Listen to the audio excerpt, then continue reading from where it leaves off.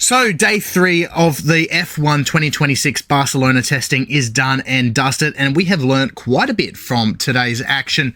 Before we go in depth, however, be sure to hit the like and subscribe button for more Formula 1 content with news and updates, and also check out our brand new podcast, the Cool Down Room podcast with Dan and Alex, where we go in depth with our Formula 1 reviews as well as V8 supercars. So if that tickles your fancy, be sure to hit the subscribe button and also click that notification bells to stay up to date whenever we release brand new content.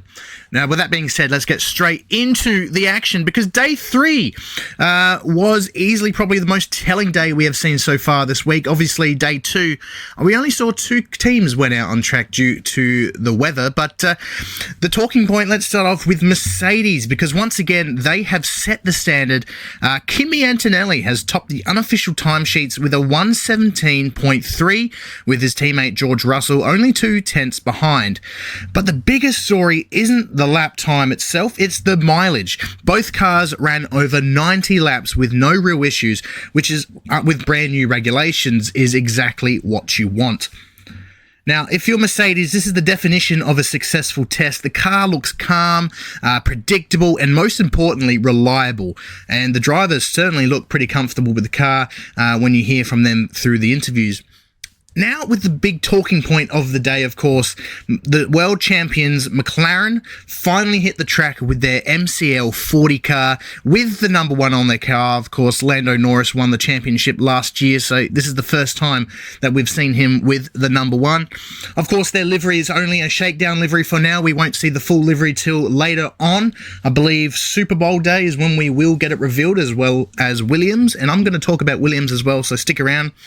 But about McLaren, Lando Norris was put the first real laps on the board for McLaren's 2026 car, finishing with a 118.3 and completed 76 laps. Now, he was about 9 tenths off the Mercedes time, but keep in mind, this wasn't necessarily a performance run. This was all about a systems check and getting a baseline after missing earlier running throughout the week. But honestly, for McLaren, just getting through the day clearly, was the win for them. But one surprise that is surprising a lot of people, especially us here at LTM, Alpine. They've had quite a solid day in day 3. Franco Colapinto did a 119.15 with Pierre Gasly with a 19.2. Those, with both cars lodging decent mileage, nothing handling grabbing, but steady progress as they continue adapting to their new power unit. That car looks really good at the moment, especially with their new Mercedes power unit. They're still getting used to the car. Of course, with they've had Renault for so long, they've now finally switched to Mercedes power, and probably the best year to do that, actually. Obviously, we've seen what Mercedes have done so far during the tests, but keep in mind, very early days. One of the underrated performances of the day, however, came from Avrid Lindbard at Racing Bulls, a young rookie who's only 18 years old and only stepped in a race car back in 2022. So it's been a really short running for him. But he did a massive 120 laps, by far the most of anyone who set any laps yesterday, finishing with a 19.4. That's exactly what you want from a rookie. You want seat time, consistency and data, and also actually having decent lap times as well compared to the rest of the field. Haas, however, had a slight interrupted day. Ollie Behrman only managed to do 42 laps, and he did a 19.3, but unfortunately they had a brief stoppage, which actually limited their running a bit during the day. Nothing major, just some gremlins with the sensor, so it wasn't any engine-related issues, just more sensor.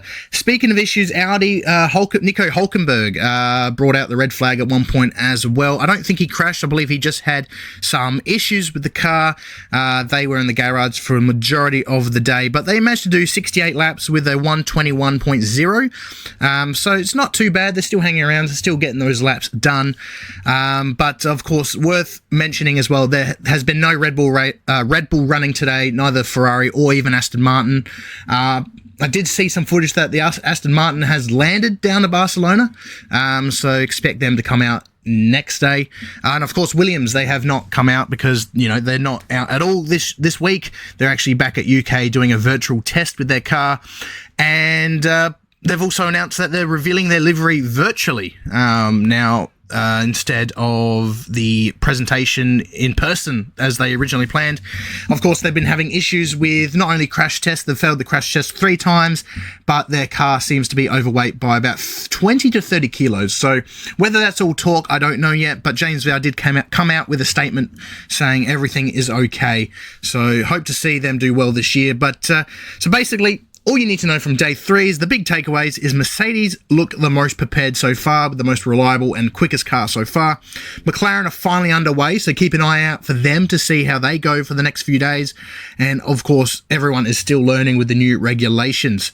But as always, is testing, especially private shakedown testing, so we won't actually get a proper idea until the cars hit Bahrain for the official test days in a few weeks' time. But be sure to hit the subscribe button and we'll try to keep you up to date with the rest of the shakedown and all the Formula 1 news in the future.